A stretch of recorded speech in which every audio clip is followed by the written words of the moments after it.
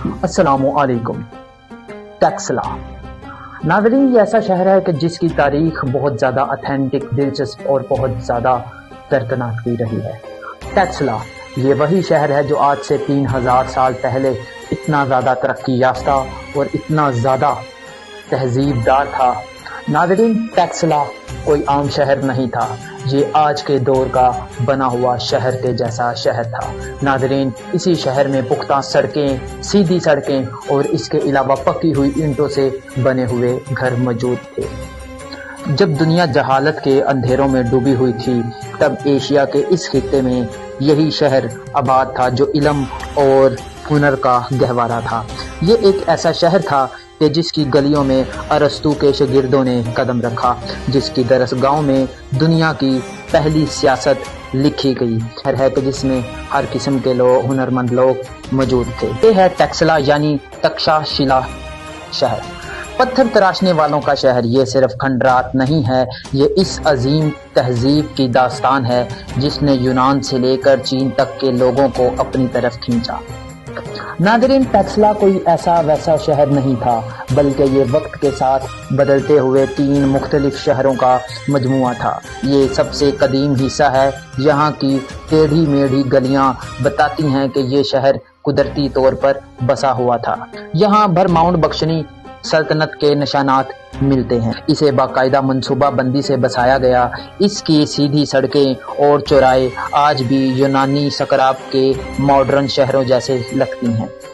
یہ کشان دور کا شہر تھا جس کی اونچی دیواروں اور دفاعی برج اس کے عسکری مقام کی گواہی دیتے ہیں۔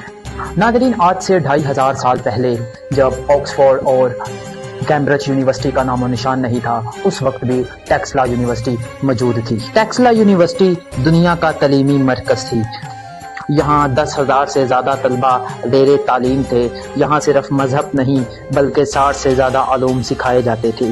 تیر اندازی، فن حرب، طب اور موسیقی بھی تک کرایا جاتے تھے۔ مشہور سیاستدان چانکیہ کوسیا اسی یونیورسٹی کا استاد تھا، جس نے یہاں بیٹھ کر اپنی مشہور کتاب ارتھ شاستر لکھی۔ یونان سے اٹھنے والا وہ طوفان جسے دنیا سکندر اعظم کے نام سے جانتی ہے، کوہ بندکش پار کر کے ٹیکسلا راوی میں جا پہنچا۔ 326 قبل مسیح ایک بڑی مشکل میں پھنسا ہوا تھا، امبھی کی سرحدوں پر دستک دے رہا تھا۔ یہ وہ وقت تھا جب ٹیکسلا کا راجا امبھی تاریخی موڑ پر تھا۔ راجا امبھی کی اپنے پڑوسی راجا پورس سے شدید دشمنی تھی۔ سکندر کی طاقت سے لڑنے کی بجائے امبھی نے ایسی چال چلی جس نے تاریخ کا رخ بدل دیا۔ اس نے سکندر کے سامنے ہتھیار ڈال دیے، اسے سونے کے 200 سکے، 30 ہاتھی اور 3000 بیل تحفے میں دیے۔ ٹیکسلا وہ پہلی جگہ تھی جہاں یونانی فلسفوں اور ہندوستانی سادھوؤں کا آمنا سامنا ہوا۔ سکندر خود یہاں کے دیو ہیکل یعنی ننگے پاؤں رہنے والے فلسفوں سے اتنا متاثر ہوا کہ وہ ان میں سے ایک کو اپنے ساتھ یونان لے کر جانا چاہتا تھا۔ سکندر تو چلا گیا لیکن وہ پیچھے انتشار چھوڑ گیا۔ اسی دور میں ٹیکسلا کی یونیورسٹی میں ایک ایسا دماغ موجود تھا جو سیاست کا جادوگر تھا۔ اس کا نام تھا چاکیہ۔ جب بادشاہ مگدھا نے چاکینا کی تذلیل کی تو اس نے اپنی چوٹی کھول دی اور قسم کھائی کہ جب وہ اس سلطنت کا تختہ نہیں الٹ دے گا، بال نہیں باندھے گا۔